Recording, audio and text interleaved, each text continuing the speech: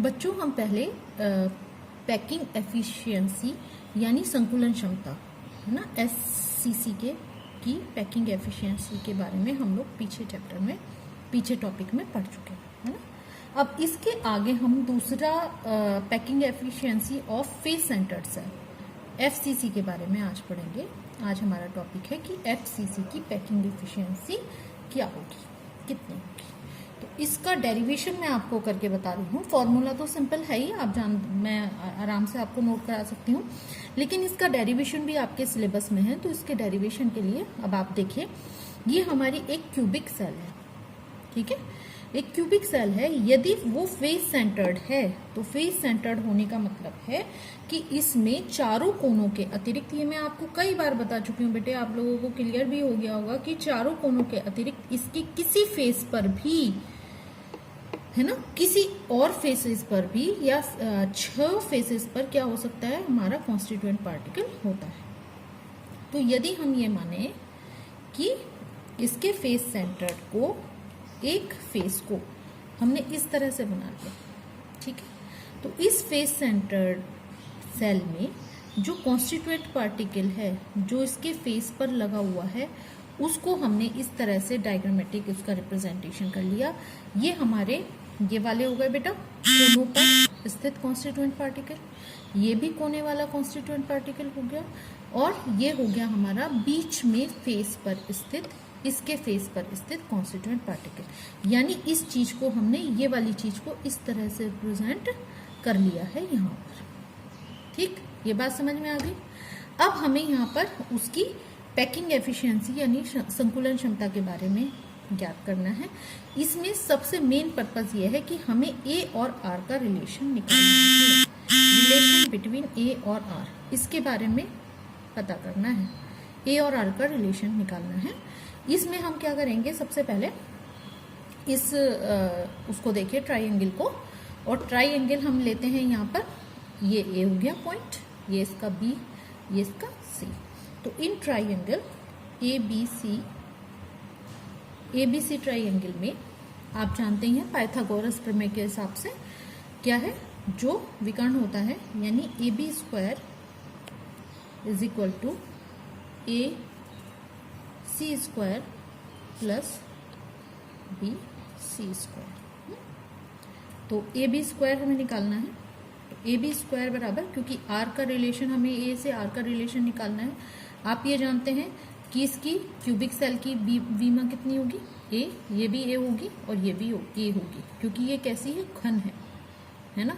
तो जो घन होता है उसकी तीनों विमाएं बराबर होती हैं, तीनों दूरियां बराबर होती हैं। तो ए सी बराबर क्या है, ए स्क्वायर, बी सी बराबर क्या है, ए स्क्वायर, ठीक है। तो ये हमारा हो गया A B square is equal to 2 A square, इसलिए A B is equal to √2, ठीक। ये इसका रूट ले लेंगे तो ये ए रह जाएगा और ये √2 हो जाएगा। तो ए बी बराबर आ गया हमारा √2a।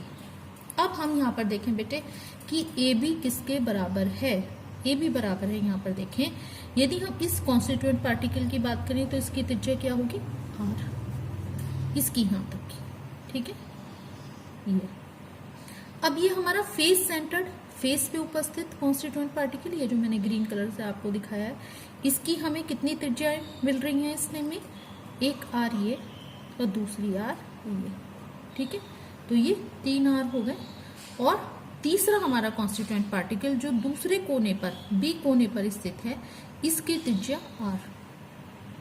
तो ये कुल कितने आर हो गए, 1 2 3 4। तो हम ये मान सकते हैं कि A B is equal to 4r, ठीक, A B is equal to 4r। तो यहाँ पर ए बी की जगह हम क्या लिख सकते हैं, 4r is equal to √2a, ठीक है।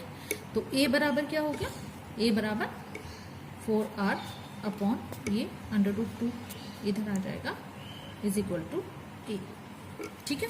तो ये एक रिलेशन जो हमने यहाँ पर देखना चाह रहे थे कि ये इनके बीच में क्या रिलेशन आएगा, वो रिलेशन हमें यहाँ पर मिल गया।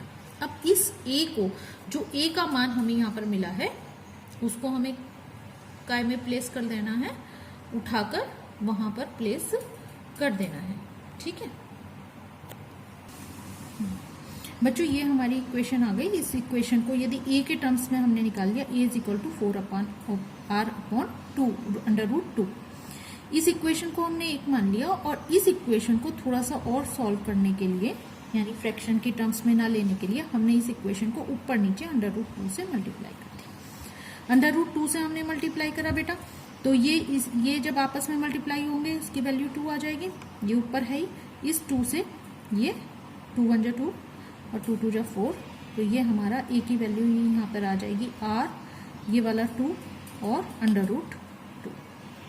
तो ठीक है, ये जो हम निकालना चाह रहे थे relation between a into r, वो हमारा आ जाएगा a is equal to r √2 √2। ठीक है, अब हमें क्या करना है, अब हमें पैकिंग एफिशिएंसी का फॉर्मूला लिखना है। पैकिंग एफिशिएंसी का फॉर्मूला क्या था, z into 4/3 pi r cube upon a cube into 100। ठीक है, अब यहाँ पर z क्या है, प्रभावी कणों की संख्या।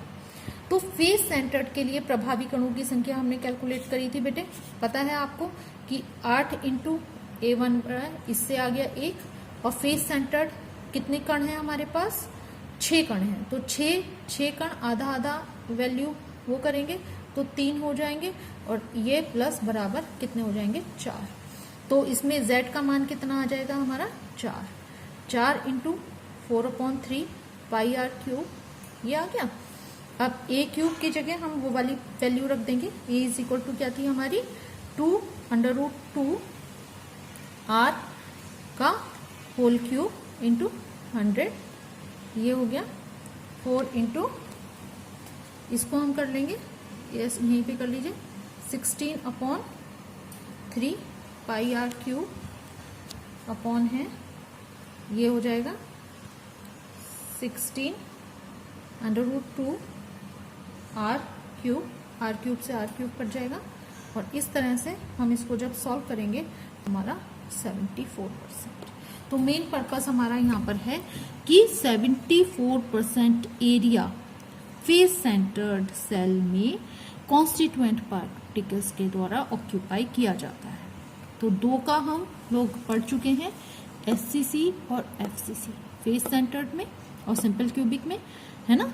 तो इसमें 74% ऑक्यूपाई किया जाता है, ये आपका डेरिवेशन हो गया। ठीक है।